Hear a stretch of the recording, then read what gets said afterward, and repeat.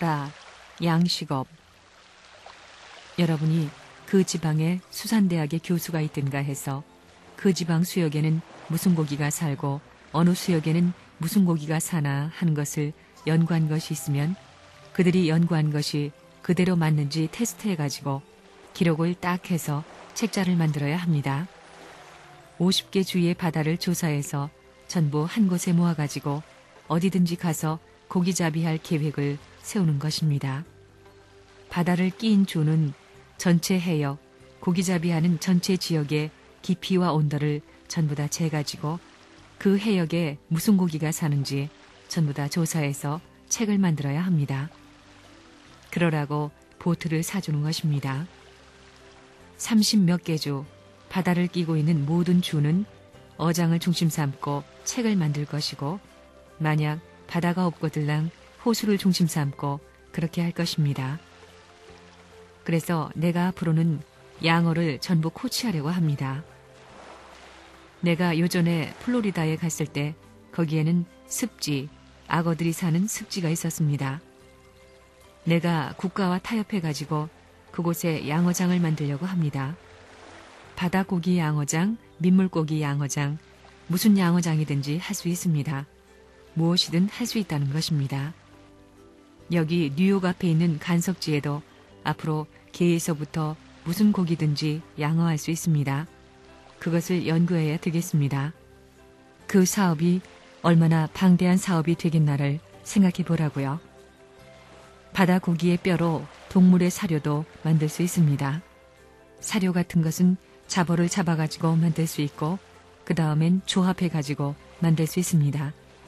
굉장한 사업이 벌어진다고 보고 있습니다. 그 세계적인 조직망을 가지고 각국에서 사업을 한다고 생각해 보라고요.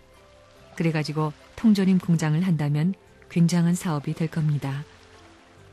남미 같은 데는 산이 없기 때문에 물을 가지고 완전히 컨트롤할 수 있습니다. 우물은 거기만 파야지 다른 데는 아무리 파도 물이 안 나옵니다. 그래서 물장사만 하고도 삽니다.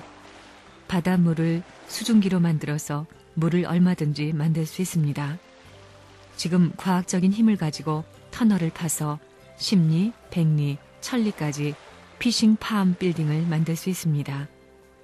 뉴욕의 무역센터보다 높은 빌딩이 지어질 것입니다. 판탄 아래 고기의 종류에 따라 빌딩에서 양식해서 컴퓨터에 자료를 딱 넣어가지고 버튼만 누르면 지나가는 사람이 무슨 고기 골라서 점심때 사 먹을 수 있게 만드는 것입니다. 제가닥 펄펄 뛰는 고기를 생선회를 해먹을 수 있는 장소를 만드는 것입니다. 지금 세계에는 물이 많은 호수가 많은데 알래스카만 해도 호수가 2만 평 이상인 것이 300만 개입니다. 2만 평 중심 삼고 고기를 양식하게 되면 200세대, 300세대가 살 수 있습니다. 그래 300만이면 얼마예요? 이게 2만 평씩 하게 되면 6억이라는 사람이 살 수 있다는 것입니다. 236, 6억입니다. 그러니까 아프리카의 호숫가에 양식장만 만들어주면 아프리카 사람 6억 5천만을 먹여 살릴 수 있다는 것입니다. 그러니까 인류의 식량은 문제가 안 됩니다. 소고기보다 육지의 고기보다 생선이 건강에 좋습니다. 소화 흡수가 잘 된다는 것입니다. 그렇기 때문에 앞으로 육류를 소고기를 먹으라고 해도 안 먹는 시대가 온다는 것입니다. 남미에 있는 아르헨티나, 브라질, 우루과이에 호수가 얼마나 많아요? 몇 천만이 될 것입니다. 알래스카에 있는 것이 300만 개라면 몇 천만 개는 될 것입니다. 거기에 물이 많이 필요 없습니다. 몇백 평만 딱 만들어 물을 넣고 몇 가지 종류의 물고기만 기르면 먹고 삽니다. 인공적으로 만들어서 모델 형태를 딱 교육시켜서 운영하게 되면 먹고 살 수 있습니다. 식량 문제가 해결됩니다. 물과 땅이 있는 곳에서는 먹고 사는 문제는 해결될 수 있습니다. 그러니까 바다에 대한 관심을 가지고 낚시 훈련을 해야 합니다. 선생님이 왜 튜나에 관심을 갖느냐? 튜나 한 마리가 알을 얼마나 낳느냐 하면 200만 개를 낳습니다. 그것이 얼마나 부화되느냐 하면 0.8%밖에 부화되지 못합니다. 왜 그러냐? 나오면 조그만 고기들이 전부 삼켜버린다고요. 그래서 선생님이 튜나 양식장을 만들려고 합니다. 알을 100% 부화할 수 있는 기술만 가지면 인류의 식량 문제가 순식간에 해결된다고 보는 것입니다. 여러분이 좋아하는 고기 넘버원이면 넘버원, 번호가 세계적으로 통일됩니다. 100몇 번이면 100몇 번, 혹은 50몇 번, 그 종류 가운데 좋아하는 것이 있으면 딱 전화해서 시키는 것입니다. 양식장에 내가 몇 시 몇 분에 갈 텐데 몇 번을 준비하라고 하는 것입니다. 그때는 사시미 만드는 칼 하나면 됩니다. 그것을 가지고 사시미 해서 맛있게 먹으면 됩니다. 그럴 때가 옵니다. 앞으로는 세계적으로 큰 호수를 만들어 거기에 물고기를 양식해서 낚시를 할 수 있도록 하는 사업이 제일 멋진 사업이 될 것이라고 보기 때문에 지금부터 그걸 준비해야 됩니다. 그래서 양식장을 만들어서 고기를 잡아 낚시 풀에 자꾸 집어넣는 것입니다. 그러면 낚시는 1년 12달 할 수 있는 것입니다. 목장 같은 것 그렇게 크게 해가지고 밥 먹고 사는 이보다 양식을 하면 한 50평만 가지고도 한 집 살림은 문제 없습니다. 높은 산에도 바닷물은 얼마든지 끌어들여서 할 수 있습니다. 정 없으면 소금물 타서 염도 맞추면 되는 것입니다. 얼마든지 할 수 있습니다. 그리고 산에도 양식장 만들고 그거 한 사람이 관리하면 수십만 수백만이 먹고 살 수 있는 양식을 할 수 있는 것입니다. 그래서 이번에도 내가 미국 가가지고 바다에 가서 그 노름을 한 것입니다.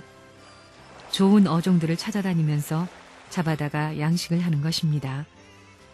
낚시터에 고기가 없으면 양식장을 만들어서 고기를 양식해야 됩니다.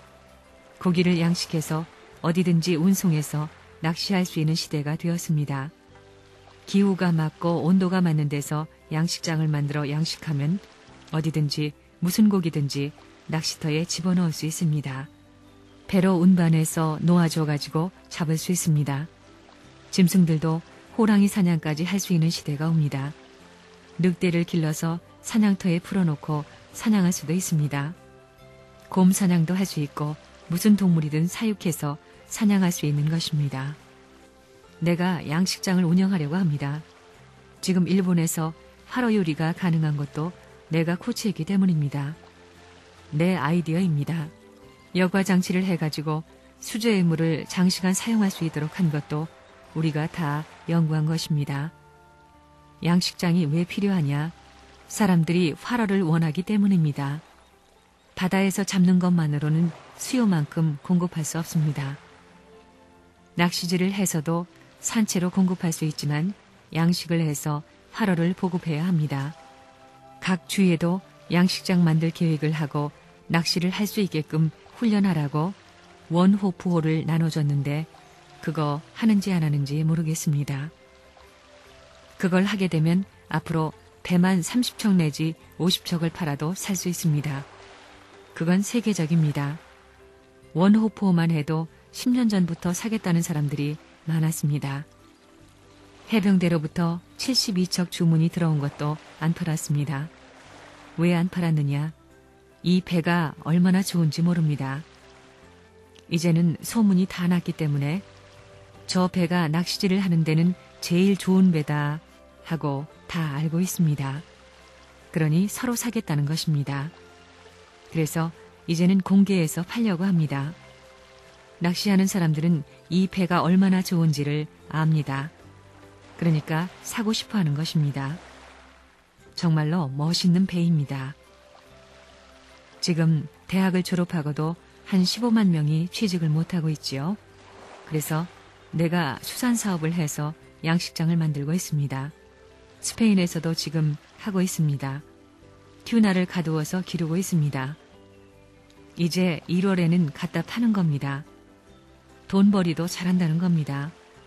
내가 도깨비같이 안 하는 것이 없습니다.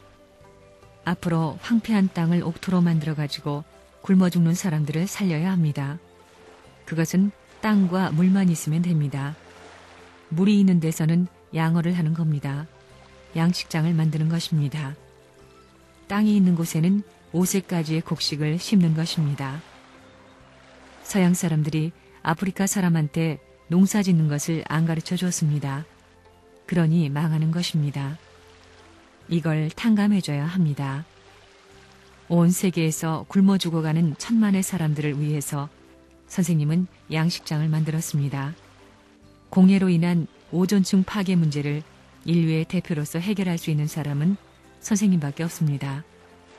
그렇게 각 방면에 관심을 가지고 나아가지 않으면 안 됩니다. 선생님이 갈 수 없을 때는 여러분이 눈물을 흘리고 땀을 흘리면서라도 가야 되는 것입니다. 선생님의 발자국 위에 자기도 발자국을 남기겠다고 하는 마음을 가져야 합니다. 원리의 길은 그대로 밟아가는 길입니다. 넘어가는 길이 아닙니다.